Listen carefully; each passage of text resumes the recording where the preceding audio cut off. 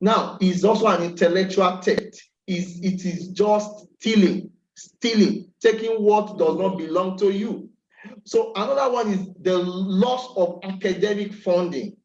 Now, good research emanates from funding, getting donor bodies to fund a particular research. The moment this funding body realize that one has plagiarized a particular material, definitely, plagiarize a material that is published, they answer, they withdraw their funding. Another thing is job loss. Now, I'd like to talk on how to avoid this cancer called plagiarism. How do we avoid it? Number one, we must understand the available body of information. We must do thorough literature search. We must be conversant with literature. We must read and understand literature, available information as regards that subject matter. Number two, we must modify methods, procedure, and techniques in research. In an attempt to copy and paste, most times we forget to modify methods. Now, in research, a particular method is not absolute.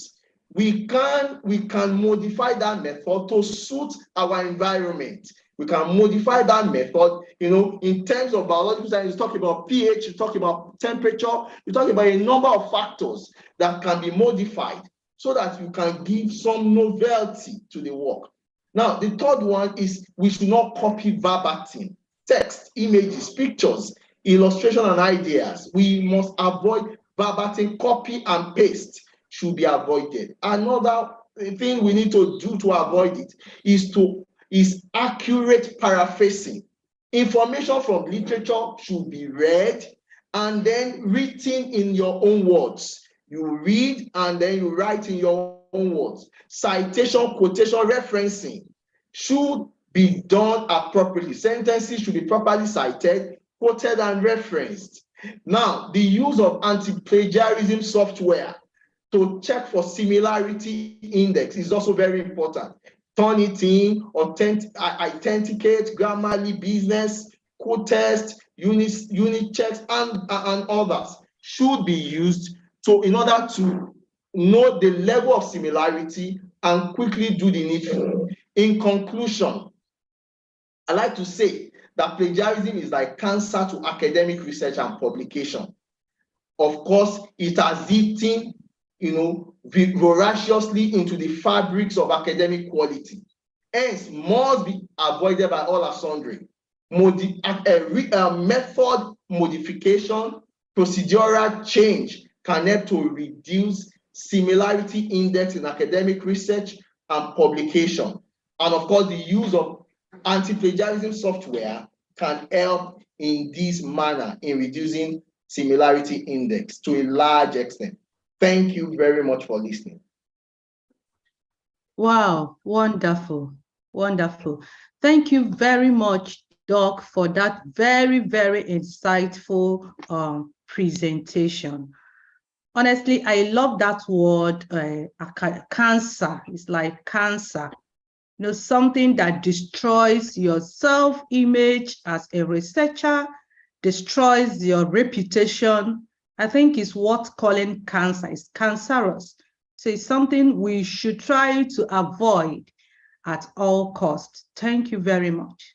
Thank you for that presentation. Please, I hope I'm still on. Can you still hear me? Sure.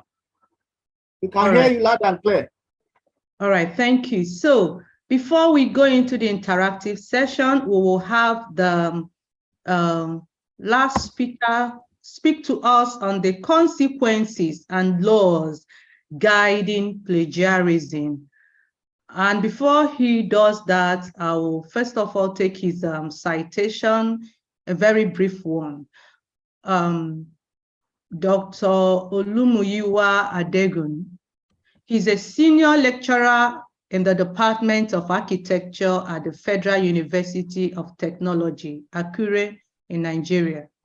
He's also visiting research fellow in the School of Architecture and Planning University of Witwatersrand in Johannesburg in South Africa. And since 2021, he is an affiliate of the African Academy of Sciences. His scholarly interests focus on environmental sustainability in urban areas of sub-Saharan Africa, especially with respect to low-income housing, such as slums and informal settlements. It's my pleasure to welcome Dr. Adegun to please give us his presentation on laws guiding plagiarism. Doc, you have the floor now.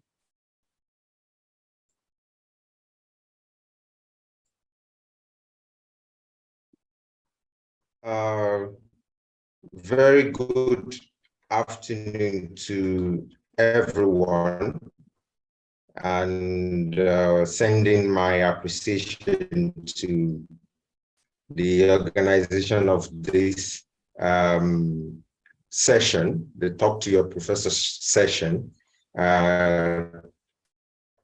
Also thanks to the leadership of the NYE, and I consider it